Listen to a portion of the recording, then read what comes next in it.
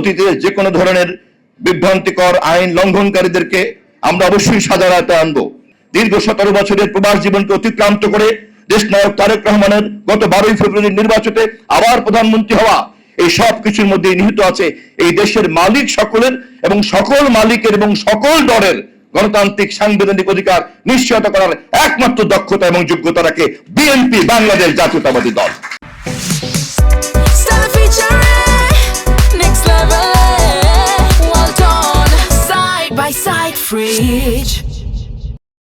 সেই গণতান্ত্রিক রাজনৈতিক ধারা বেগম খালেদা জিয়ার 91-তে লাগাতার ভাবে সংগ্রাম করে ভোটাধিকার আদায় করে নির্বাচিত প্রধানমন্ত্রী হওয়া এবং এবারে দেশ নায়ক তারেক রহমানের আবার নির্বাচিত প্রধানমন্ত্রী হওয়ার যে ইতিহাস, এই তিনটি কিন্তু একই যোগসূত্রে বাঁধা।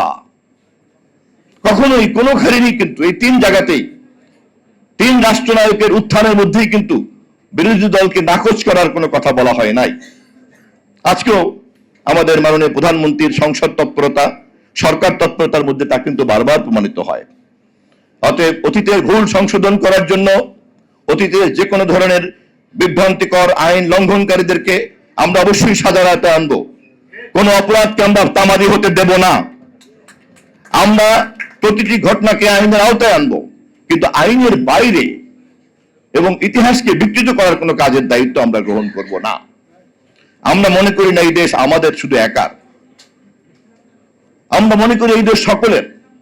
এবং সেই কারণেই আমাদেরকে খুব দুর্ভাগ্যের সঙ্গে তাকিয়ে তাকিয়ে দেখতে হয়, আমরা যখন এই সকলে মিলে দেশ গড়ার কথা বলি এবং একই সঙ্গে আইনের শাসনের কথা বলি, তখন বেগম খালেদা জিয়ার পার্লামেন্টের আমলে দেখলাম আমাদের দিকে অঙ্গুলি নির্দেশ করে যারা স্বাধীনতা বিরোধী বলে চিহ্নিত করেছিলেন, আজ তারাই আমাদের কাছে যোগাযোগ করছেন।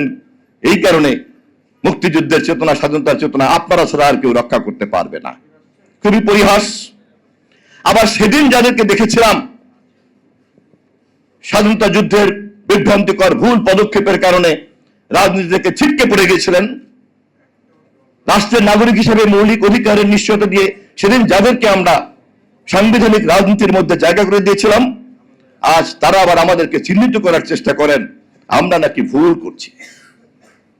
পরিষ্কার ভাবে বলে দিতে চাই, শহীদ রাষ্ট্রপতির মুক্তিযুদ্ধের, স্বাধীনতা যুদ্ধের ঘোষণা, বিদ্রোহ, 7ই নভেম্বরে তার বিপ্লব সংহতি দিবসের ডাক, 79-তে তার বহুদলীয় পার্লামেন্ট নির্বাচন, 91-তে বেগম খালেদা জিয়ার আন্দোলন সংগ্রামের মধ্যে দিয়ে জাতীয় সংসদে প্রধানমন্ত্রী নির্বাচিত হওয়া, দীর্ঘ 17 বছরের প্রবাস জীবনকে অতিক্রান্ত করে দেশ নায়ক তারেক রহমানের গত 12 ফেব্রুয়ারির নির্বাচনে আবার প্রধানমন্ত্রী হওয়া, এই সব কিছুর মধ্যে নিহিত আছে এই দেশের মালিক সকলের এবং সকল মালিকের এবং সকল দলের গণতান্ত্রিক সাংবিধানিক অধিকার নিশ্চয়তা করার একমাত্র দক্ষতা এবং যোগ্যতা রাখে বিএনপি, বাংলাদেশ জাতীয়তাবাদী দল।